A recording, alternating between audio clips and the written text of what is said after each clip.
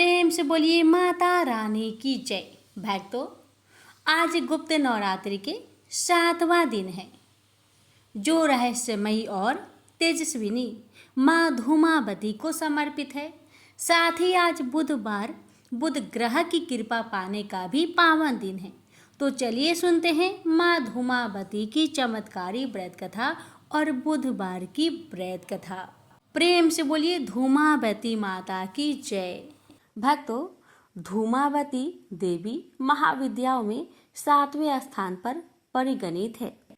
इनके संदर्भ में कथा आती है कि एक बार भगवती पार्वती भगवान शिव के साथ कैलाश पर्वत पर बैठी हुई थी। उन्होंने महादेव से अपनी क्षुधा का निवारण करने का निवेदन किया। कई बार मांगने पर भी जब भगवान शिव ने उस ओर ध्यान नहीं दिया, तब उन्होंने महादेव को ही उठाकर निगल लिया। उनके शरीर से धूम राशि निकली। शिवजी ने उस समय पार्वती से कहा, आपकी सुंदर मूर्ति धुएं से ढक जाने के कारण धूमावती या ध्रुमा कही जाएंगी। धूमावती महाशक्ति अकेले ही तथा स्वयं नियंत्रिका है। इसका कोई स्वामी नहीं है, इसलिए इसे विधवा कहा गया है। दुर्गा सप्तशती के अनुसार इन्होंने ही प्रतिज्ञा की थी, जो मुझे युद्ध में जीत लेगा तथा मेरा गर्भ दूर कर देगा, वही मेरा पति होगा। ऐसा कभी नहीं हुआ, अतः यह कुमारी है।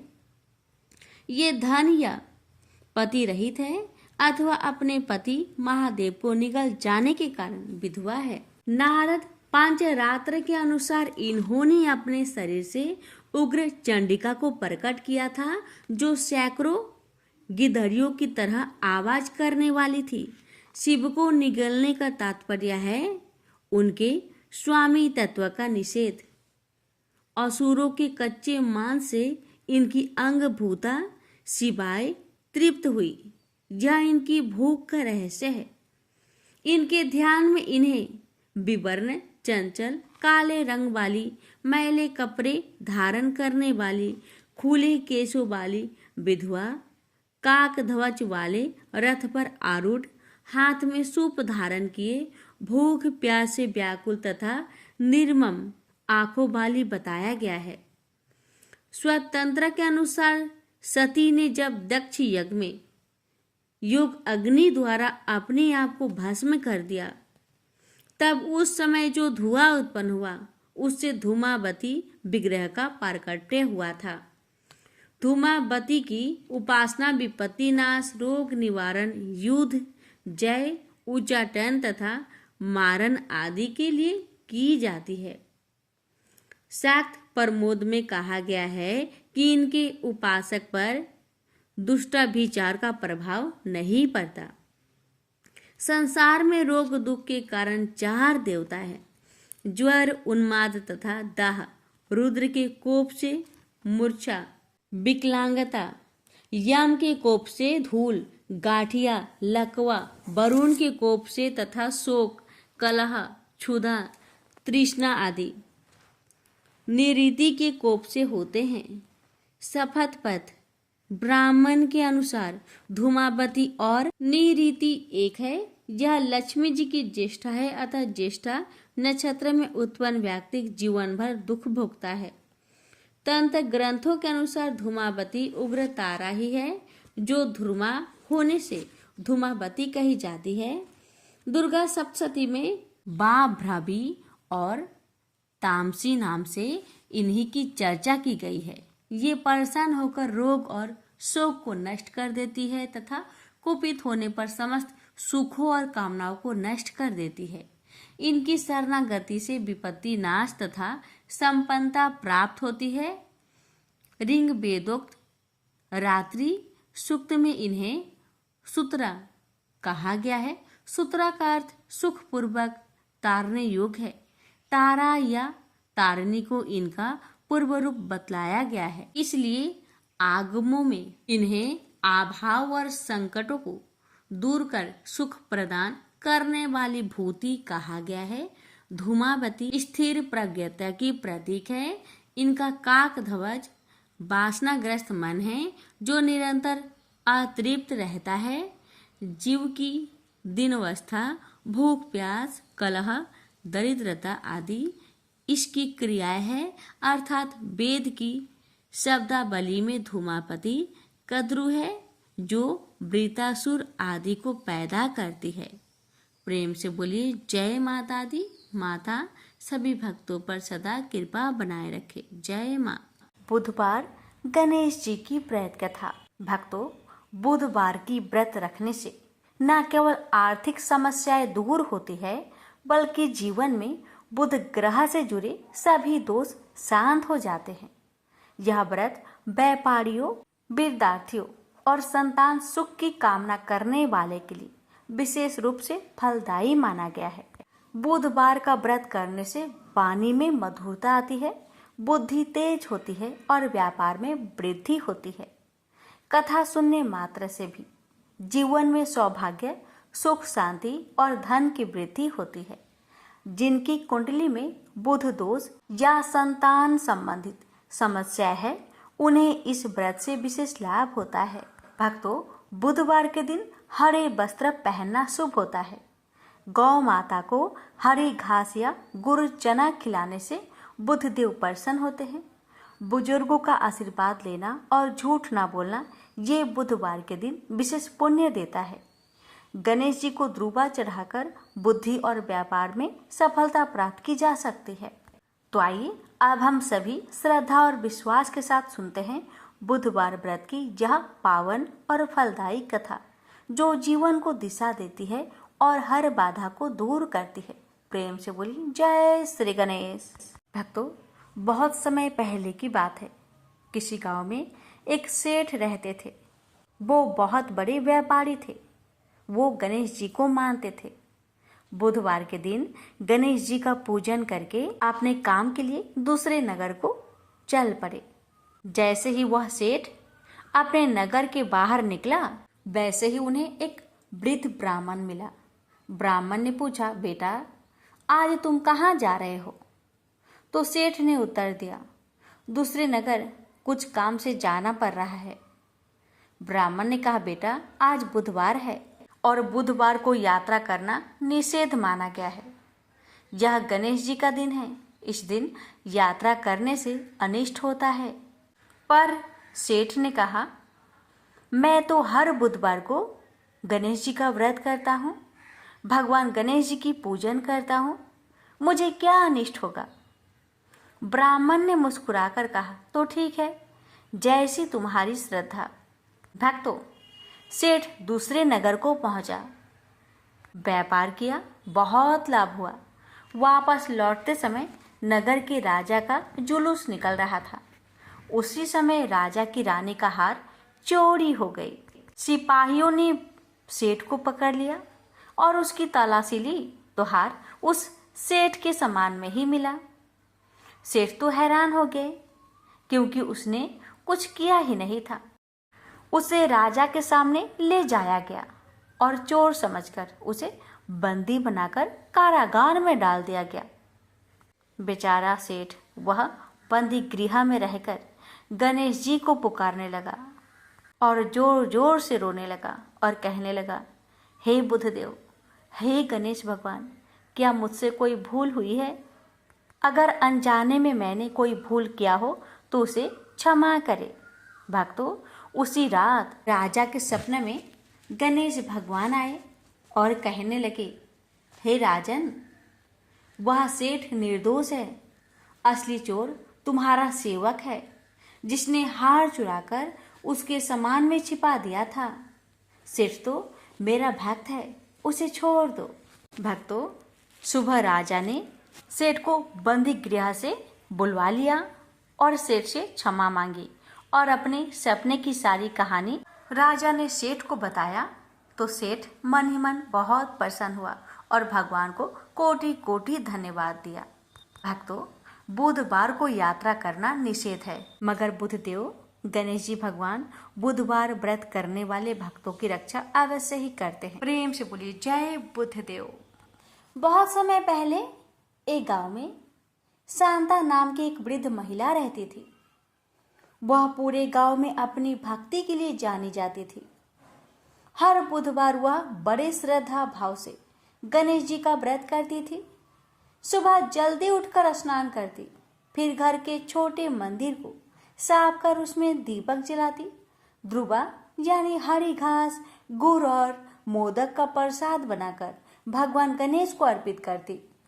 वह पूरे दिन उपवास करती और शाम को आरती कर व्रत समाप्त करती।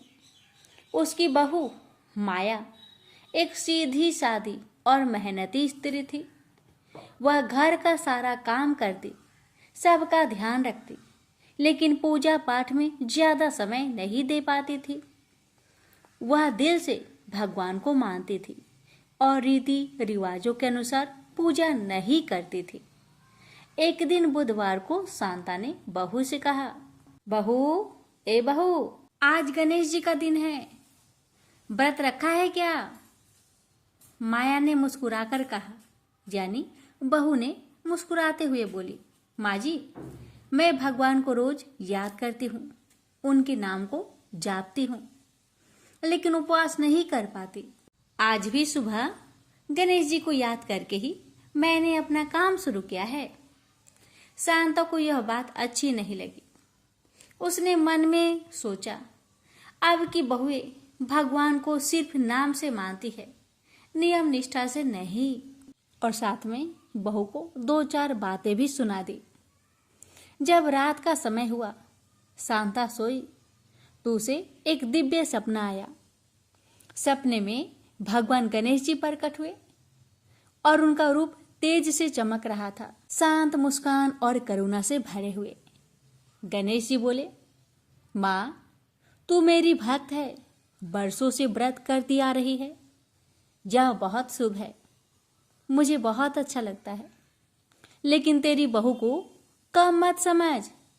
वो भी मेरा स्मरण करती है, मेरे नाम का गुणगान करती है, और जो भी मुझे सच्चे भाव से याद करे, मैं उसके पास रहता ही हूँ। व्रत और उपवास तभी सार्थक है जब उनमें अभिमान ना हो और दूसरों की भक्ति को भी सम्मान मिले।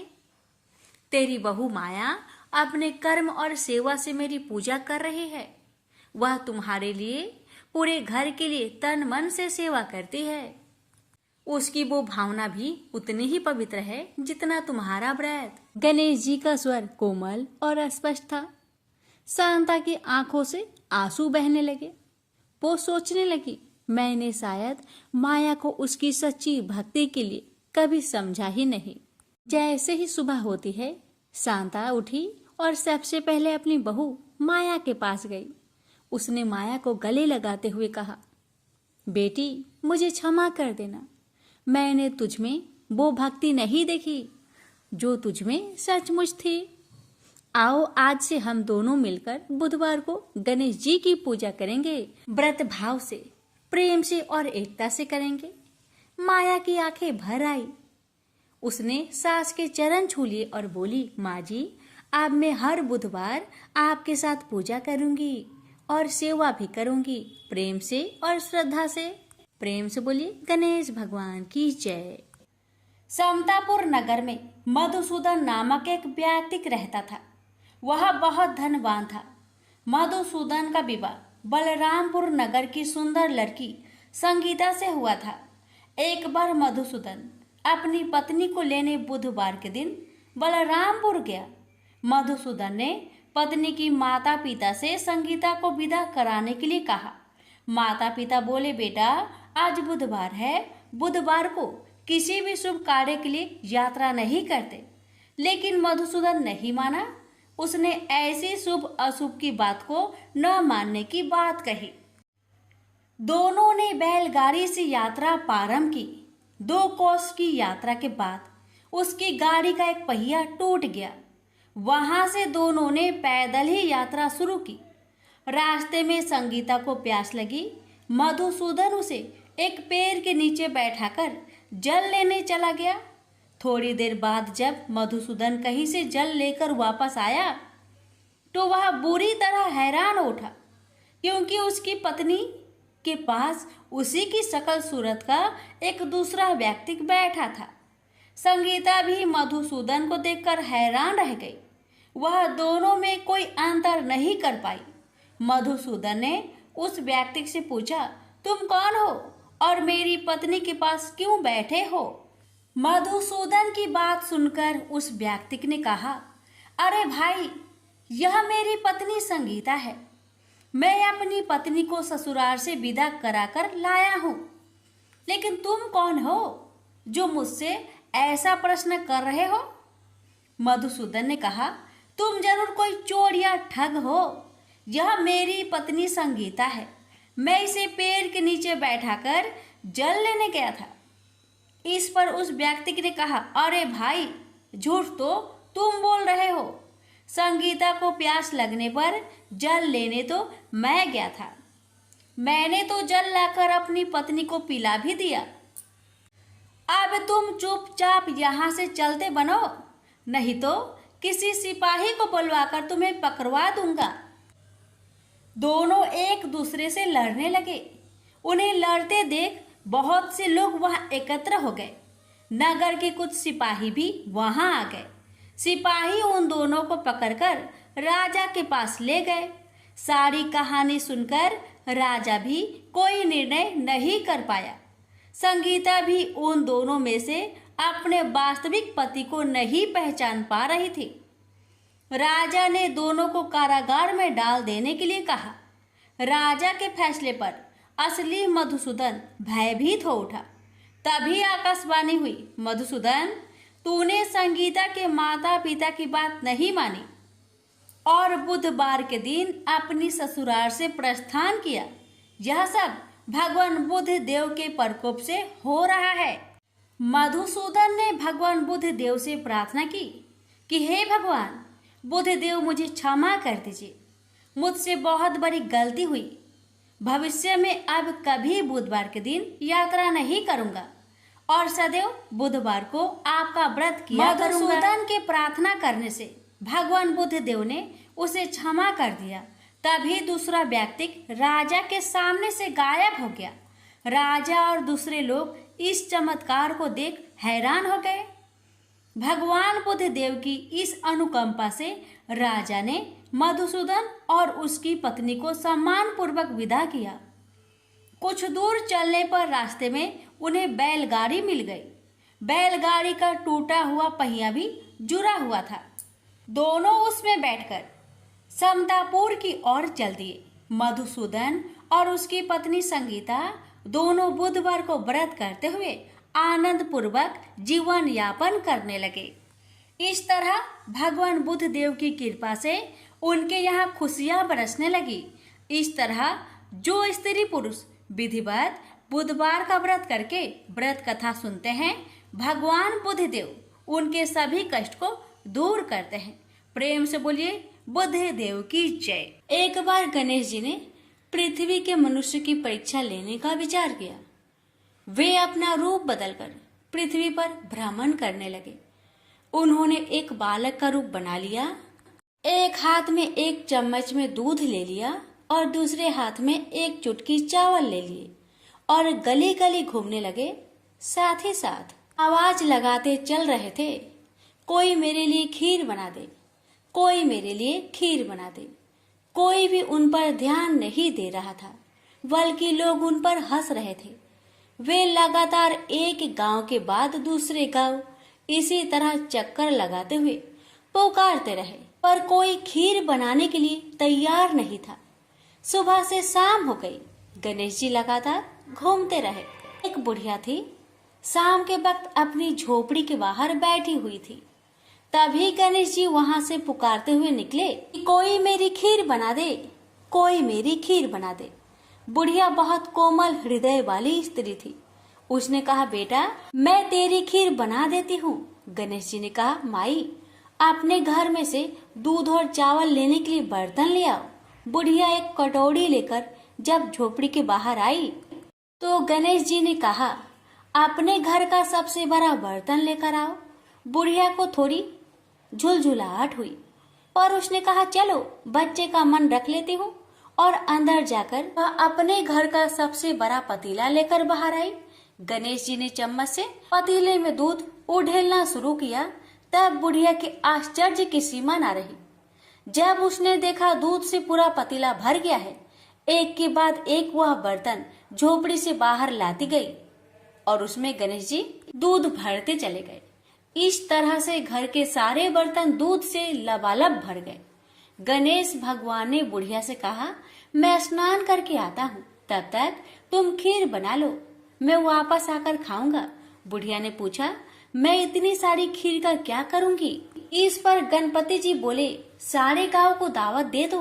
बुढ़िया ने बड़े प्यार से मन लगाकर खीर बनाई। खीर की भीनी भीनी मीठी मीठी खुशबू चारों दिशाओं में फैल गई। खीर बनाने के बाद वह हर घर में जाकर खीर खाने का न्योता देने लगी। लोग उस पर हंस रहे थे। बुढ़िया के घर में खाने को दाना नहीं और यह सारे गांव को खीर खाने की दावत दे रही है। लोगों को कौतूहल हुआ और खीर की खुशबू से लोग खींचे चले आए। लो, सारा गांव बुढ़िया घर में इकट्ठा हो गया।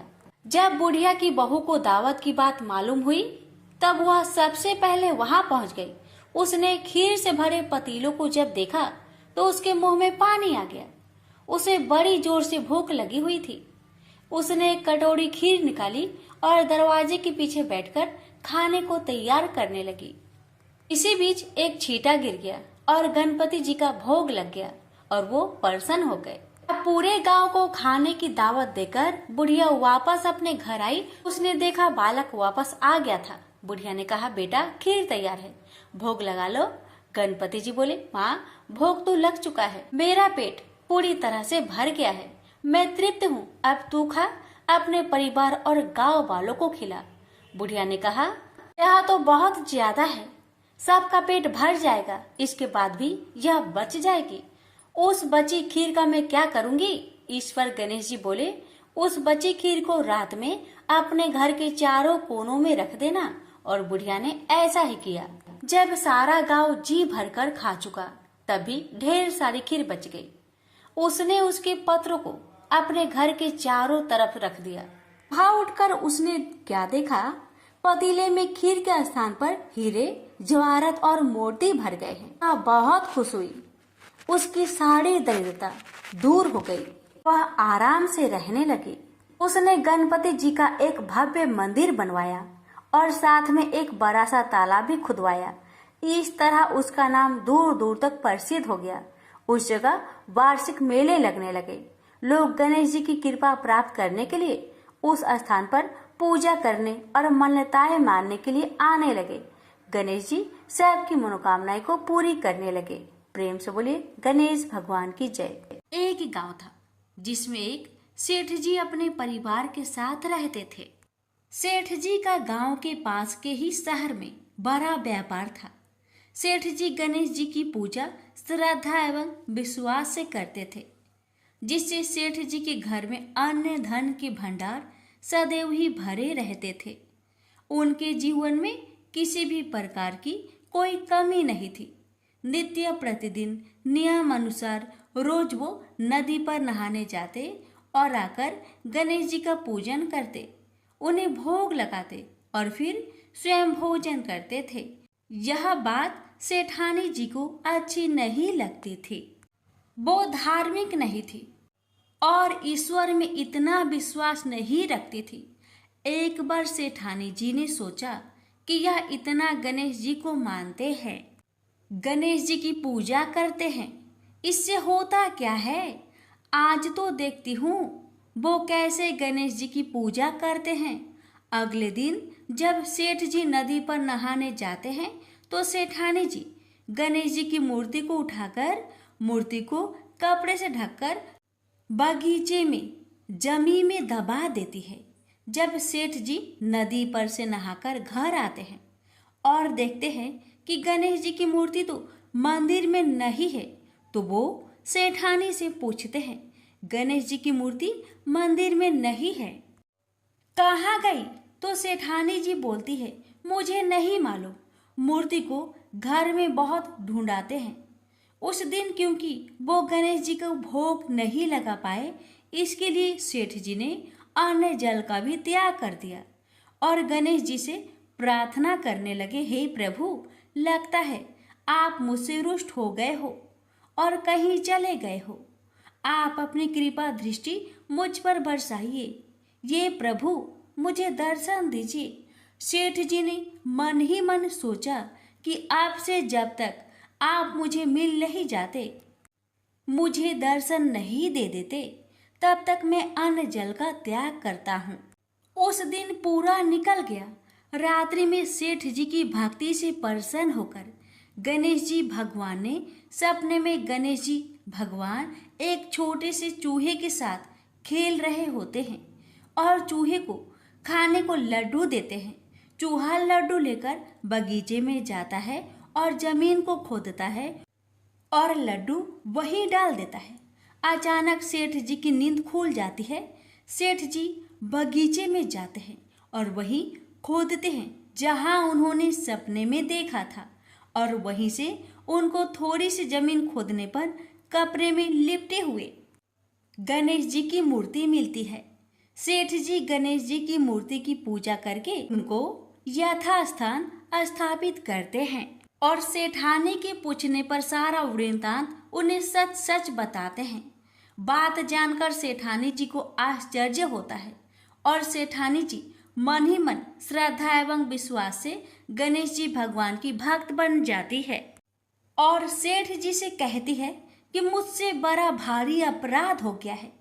अब हम दोनों पति पत्नी प्रेम सहित गणेश जी भगवान की आराधना करेंगे एवं उनकी पूजा में कभी कोई कमी नहीं आने देंगे। यह सुनकर सेठ जी अत्यधिक प्रसन्न हो जाते हैं और दोनों पति पत्नी गणेश जी भगवान को धन्यवाद करते हैं। जय बोलो, गणेश जी भगवान की जय हो, सदा ही जय हो। प्रभु अपनी अनुकंपा सेठ सेठानी के समान ही हम सभी पर बनाए रखना। कहानी सुनने वालों की सभी मनोकामनाएं पूर्ण करना। एक बार गणेश जी एक बहुत सुंदर गांव से गुजर रहे थे। इस गांव के खेत हरे भरे थे। सुबह का समय था। ठंडी पवन का आनंद लेते हुए गणेश जी मूषक पर सवार होकर चले जा रहे थे। इतने में वह एक खेत से गुजरे तो आनंदवश फसलों में हाथ फिरा दिया। गणेश जी के ऐसा करने से उस फसल के कुछ दाने हाथ में आ गए। अब गणेश जी को पछतावा हुआ कि उन्होंने तो चोरी कर ली। भले ही उन्होंने जानबूझकर नहीं चुराया, लेकिन अब फसल के दाने तो उनके हाथ में आ गए। गणेश जी ने गिने तो वह 12 थे। अब गणेश जी ने उस खेत के मालिक को खोजा और उन सेठ जी के यहाँ 12 साल की नौकरी पर लग गए। एक दिन सेठानी राख से हाथ धोने लगी तो गणेश जी ने सेठानी का हाथ पकड़कर मिट्टी से हाथ धुलवा दिया। सेठानी ने सेठ जी से शिकायत की और कहा कि देखो, नौकर ने मेरा हाथ पकड़ लिया। सेठ जी ने गणेश को बुलाकर पूछा कि तुमने सेठानी का हाथ क्यों पकड़ा? गणेश जी ने बोला कि मैंने तो बस ये कह रहा था कि राख से हाथ धोने से घर की लक्ष्मी नाराज होकर घर से चली जाती है और मिट्टी से हाथ धोने से आती है। सेठ जी ने सोचा कि गणेश ठीक कह रहा है। थोड़े दिनों बाद कुंभ का मेला आया। सेठ जी ने कहा, गणेश, सेठानी को कुंभ के मेले में स्नान करा कर ले आओ। सेठानी किनारे पर बैठकर नहा रही थी तो गणेश जी उनका हाथ पकड़कर आगे डुबकी लगवा लाए।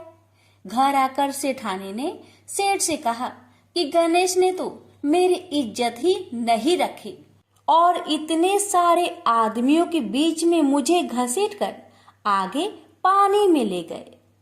तब सेठ जी ने गणेश जी से पूछा कि ऐसा क्यों किया? तो गणेश जी ने कहा कि सेठानी किनारे बैठकर गंदे पानी से नहा रही थी तो मैं आगे अच्छे पानी में डुबकी लगवा कर ले आया। इससे अगले जन्म में बहुत बड़े राजा और राजपाट मिलेगा। सेठ जी ने सोचा कि गणेश ठीक कह रहा है। एक दिन घर में पूजा पाठ हो रही थी, हवन हो रहा था। सेठ जी ने गणेश को कहा कि जाओ सेठानी को बुलाकर ले आओ।